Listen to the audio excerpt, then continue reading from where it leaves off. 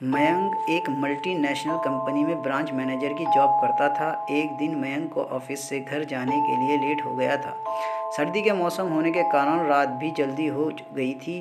ठंड भी बहुत शुरू हो चुकी थी। रास्ते में चलते चलते मयंक को अचानक एक आवाज़ सुनाई दी, रुक जाओ।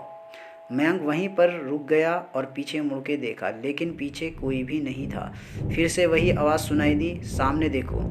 जैसे ही मयंक ने सामने देखा तो उसे ज़मीन पर कुछ चमकती हुई चीज़ दिखाई दी। मयंक दौड़कर उस चीज़ के पास गया और देखा तो ये कोई साधारण चीज़ नहीं थी, बल्कि एक चमकता हुआ हीरा था। उसने वह हीरा अपने हाथ में लिया। उसकी चमक देखकर मयंक की खुशी का पार न रहा। लेकिन मयंक को कहाँ पता था कि ये कोई साधारण हीरा नहीं, बल्कि एक मायावी हीरा है। अचानक उस हीरे में से आवाज़ आई, अगर तुम्हें और हीरे चाहिए तो इस ज़मीन को खोदो।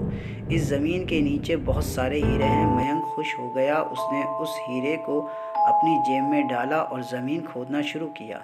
करीबन 2 फीट खोद कर मयंक ने थोड़ा रेस्ट लिया। अचानक मयंक डर के मारे चिल्लाने लगा।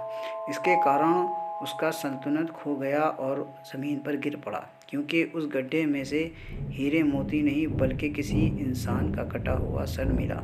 अचानक वह सर हवा में उड़ने लगा और बोला, डरो मत, मैं तुम्हें कोई हानि नहीं पहुंचाऊंगा। मैं तुम्हें बहुत सारे हीरे जवाहरात भी दूंगा, बस मेरी बात ध्यान से सुनो। मैं जहाँ जाता हूँ वहाँ मेरे पीछे आओ। फिर वह सिर हवा में उड़ा और जंगल की ओर बढ़ने लगा।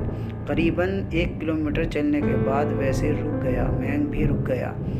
फिर उस सिर ने मयंक से कहा, इस ज़मीन के भीतर बहुत सारे हीरे मोती जवाहरात छुपे हुए हैं। इस ज़मीन पे खोदना शुरू करो।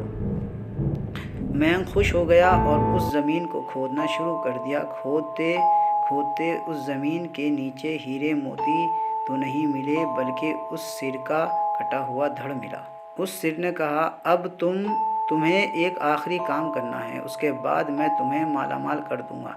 तुम्हें कहीं से भी एक लोटा खून लाना होगा। मयंक ने बोला, 1 लोटा खून? पर मैं 1 लोटा खून कहाँ से लाऊंगा? उस सिर ने कहा, चलो मेरे साथ। वो डरावना चेहरा मयंक को साथ लेकर थोड़ी दूर पे गया। वहाँ उसे एक इंसान को जाते हुए देखा।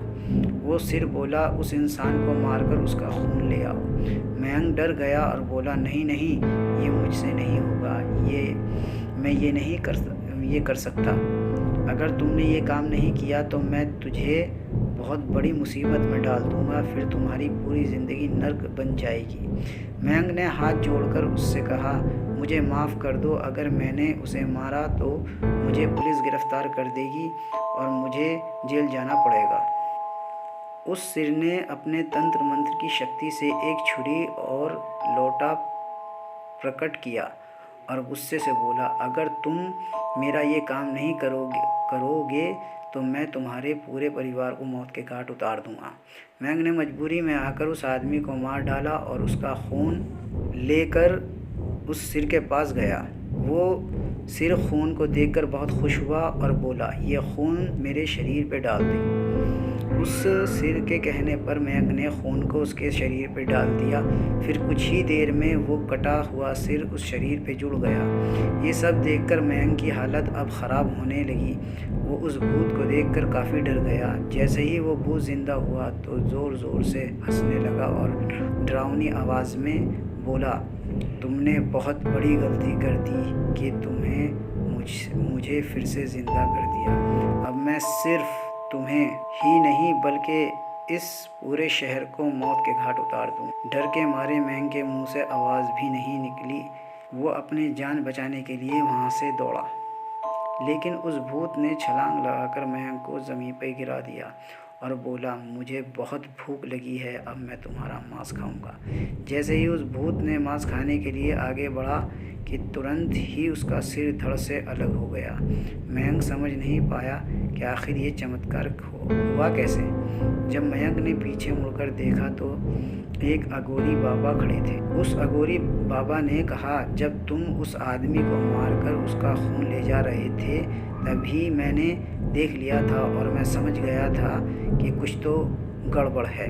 इसीलिए मैं तुम्हारे पीछे पीछे यहाँ तक चला आया और मैंने अपनी मंत्र की शक्ति से उस भूत को फिर से मार दिया। अब तुम निश्चित हो कर अपने घर जाओ, अब तुम पर कोई खतरा नहीं है। आज भी मयंक उस बात को याद करता है तो उसकी रूह कांप उठने लगती है।